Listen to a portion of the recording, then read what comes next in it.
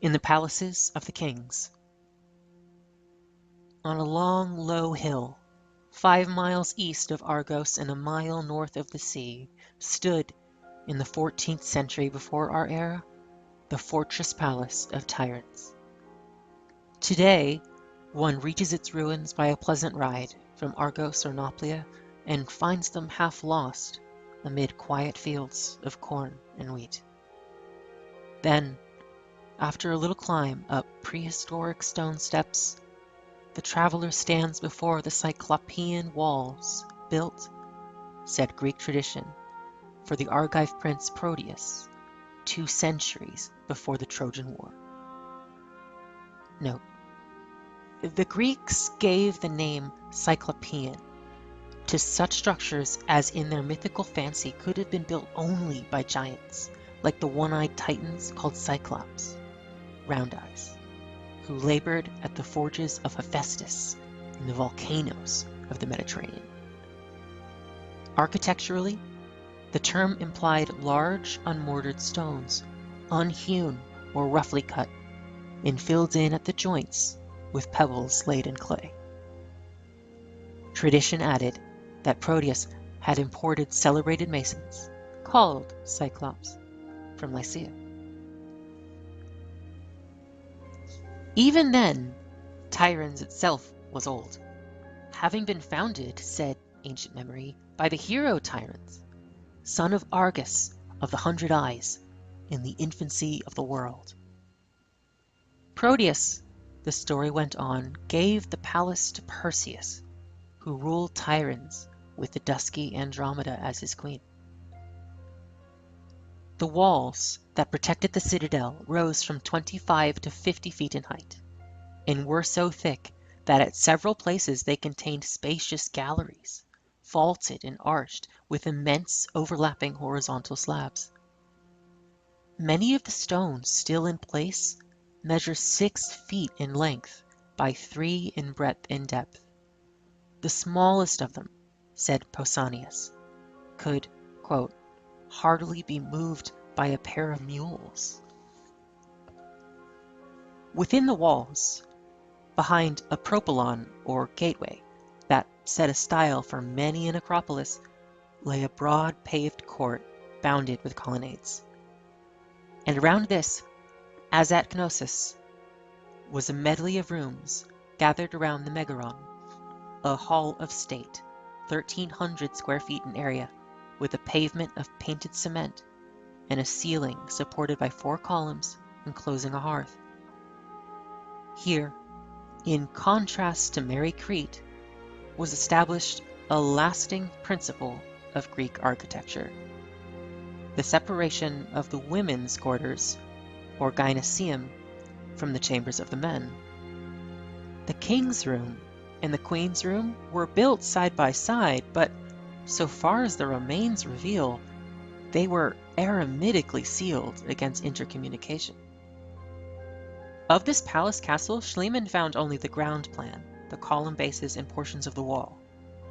At the foot of the hill were the remnants of stone or brick houses and bridges, and some fragments of archaic pottery.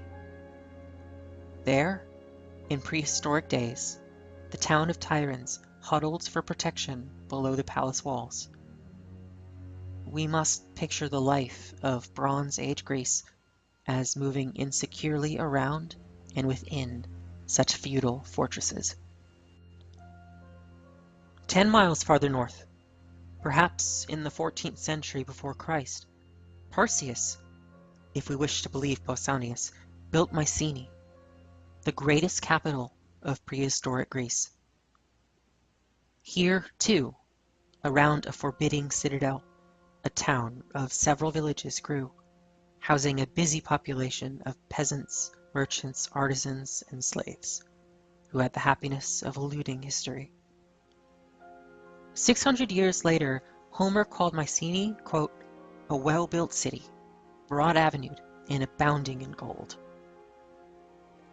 Despite 100 despoiling generations, some parts of these also Cyclopean walls survive, to attest the immemorial cheapness of labor and uneasiness of kings. In a corner of the wall is the famous Lion Gate, where, carved upon a stone triangle over a massive lintel, two royal beasts, now worn and headless, dumbly stand guard over a grandeur that is gone. On the Acropolis beyond are the ruins of the palace. Again, as at Tiryns and Knossos, we can trace the divisions of throne room, altar room, storerooms, bathroom, and reception rooms. Here once were painted floors, frescoed walls, columned porticos, and majestic flights of stairs. Near the Lion Gate, in a narrow area enclosed by a ring of erect stone slabs, Schliemann's workers dug up 19 skeletons, and relics so rich that one could forgive the great amateur for seeing in these shafts the burial chambers of the children of Atreus. Had not Pausanias described the royal graves as, quote, in the ruins of Mycenae? Here were male skulls with crowns of gold and golden masks on the bones of the face. Here were osseous ladies with golden diadems on what had been their heads. Here were painted vases, bronze cauldrons, a silver rhyton, beads of amber and amethyst, objects of alabaster, ivory, or faience, heavily ornamented daggers and swords, a gambling board like that at Knossos, and almost anything in gold.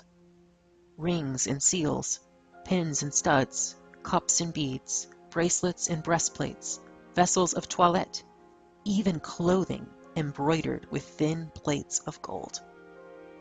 These were assuredly royal jewels, royal bones.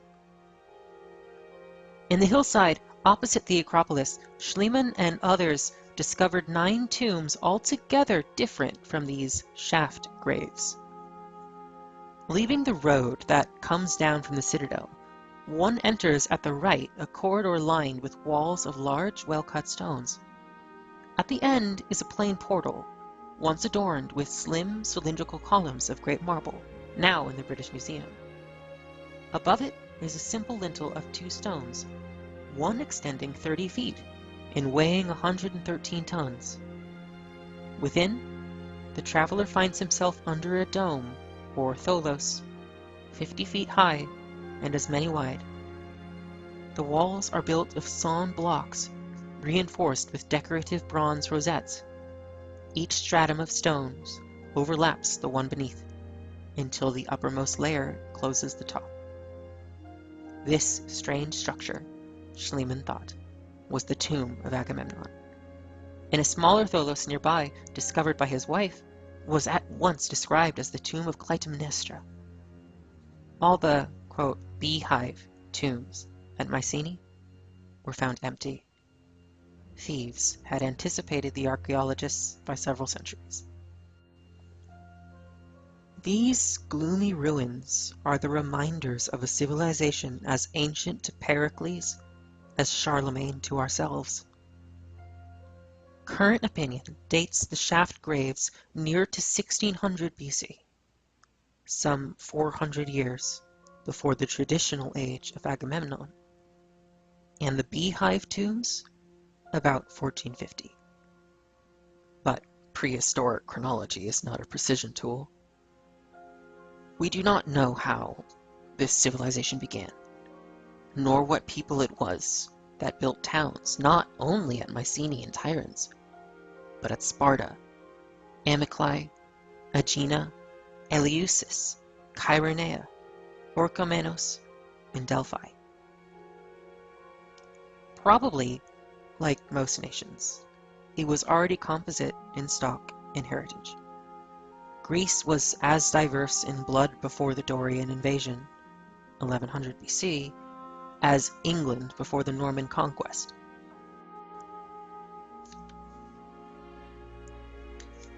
So far as we can guess, the Mycenaeans were akin to the Phrygians and Carians of Asia Minor, and to the Minoans of Crete.